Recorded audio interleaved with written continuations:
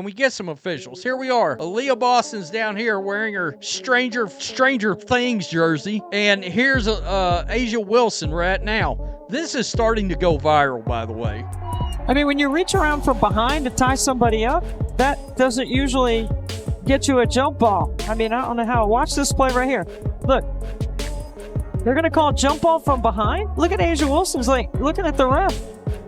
Aliyah Boston's like, you got to be kidding me. I don't care what the box score says.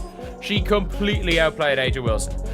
And if she just made a couple of those bunnies, this wouldn't have been a close game. That you can't tell me that the Asia Wilson whistle isn't a thing. I remember this specific moment, right? Where Aliyah Boston was backing down, trying to put the ball back up. And Asia Wilson gets a jump ball after wrapping her arms clearly around from the back. The Indiana Fever's game against the Las Vegas Aces wasn't just another WNBA matchup. It became a moment that pulled back the curtain on a troubling issue, which is, as everyone knows, biased officiating. From the very first whistle, something felt off. And it wasn't just the fans who noticed. Players, coaches, even broadcasters were raising eyebrows at the calls being made, and more importantly, the ones that weren't. Stephanie White, Indiana's head coach, is known for her composure, but in this game, she snapped. And when someone like her loses it on the sidelines, it says a lot. WNBA referees has been caught yet again not playing fair with the Fever with Stephanie White, and she said that's bullshit. She said it's just like that, man. I've never seen Stephanie White curse, bro. She cursed yesterday at the game. Her outburst wasn't just passion, it was frustration, boiling over from watching her players get punished for clean plays while the Aces received free passes for blatant fouls. One play made everything crystal clear. Aliyah Boston got hit from behind by Aces star Aja Wilson. Everyone saw it. Everyone expected the foul. Instead, a jump ball was called. That's when White had enough. She stormed toward the refs, screaming in disbelief. This wasn't a tough call. It was obvious, and it symbolized the entire game. The foul disparity told its own story. At one point, Vegas had shot 11 free throws to Indiana's 2. That kind of gap doesn't happen without either lopsided aggression or, in this case, inconsistent officiating. Every screen set by Vegas seemed dirty. Elbows flew, bodies were checked, and whistles stayed silent. And it wasn't just Boston. Sophie Cunningham was tossed around the court with zero protection from the officials. On the other end, the slightest contact by a Fever player drew an immediate whistle. This inconsistency frustrated players, fans, and everyone watching. The rules weren't being applied evenly. It looked like one team was allowed to play rough while the other was penalized for breathing too hard. Asia Wilson, a phenomenal player by all accounts, appeared untouchable in this game. Plays that should have earned fouls became turnovers for the Fever. Referees missed obvious hacks and holds, but they had no problem calling the smallest bump if a Fever player was involved. At some point, this stops being human error and starts to look like something more.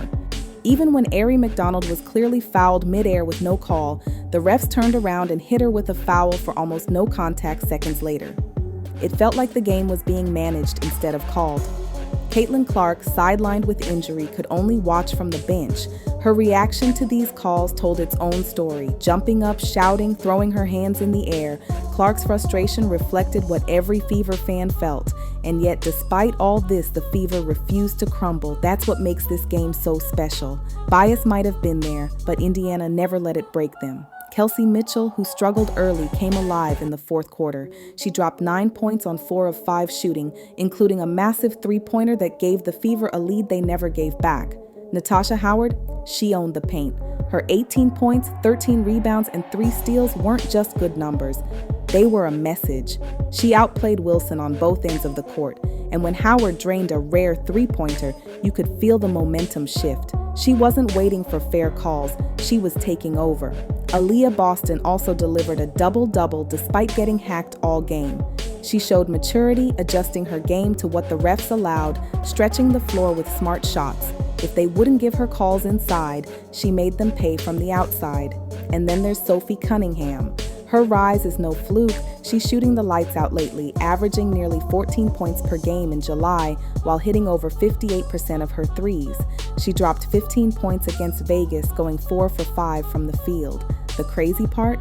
She's doing it without the offense being built around her. No special plays, just pure hustle and shot making. Sophie's defense also played a major role. She battled, took hits, and kept going. Vegas had no answer for her off-ball movement. Every time they focused on someone else, she popped up and made them pay, and you could see how much that annoyed Aces players, especially Wilson.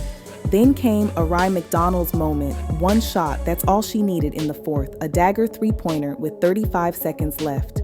Ice cold, she went 3 for 3 from deep in the game, proving that Indiana's depth is no joke. Add in Lexi Hull's lockdown defense, and you start to see the bigger picture. Even without Clark on the floor, Indiana looks like a team building towards something real. They're growing, adapting, winning in hostile environments with refs doing them no favors.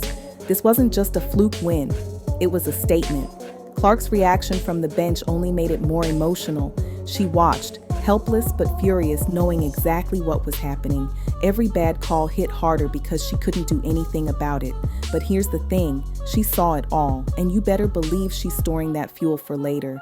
The WNBA has a problem. When stars get treated like they're above the rules, fans notice. When refs become part of the story, the integrity of the game suffers. But Indiana, they're writing their own story. One where heart beats hype. One where toughness beats favoritism. Their 13-12 record and season series win over Vegas gives them real playoff hope. But more than that, it proves they're not backing down. Not from bias, not from bad calls, not from anything. This team is building something special. And when Clark returns to this upgraded squad with shooters like Cunningham Hot and leaders like Mitchell Clutch, the rest of the league better be ready. Let us know in the comments what you think of the officiating in this game. Was it bias or just a bad night? And if you haven't already, hit that like button and subscribe. Because if this Fever Squad keeps pushing like this, you won't want to miss what comes next.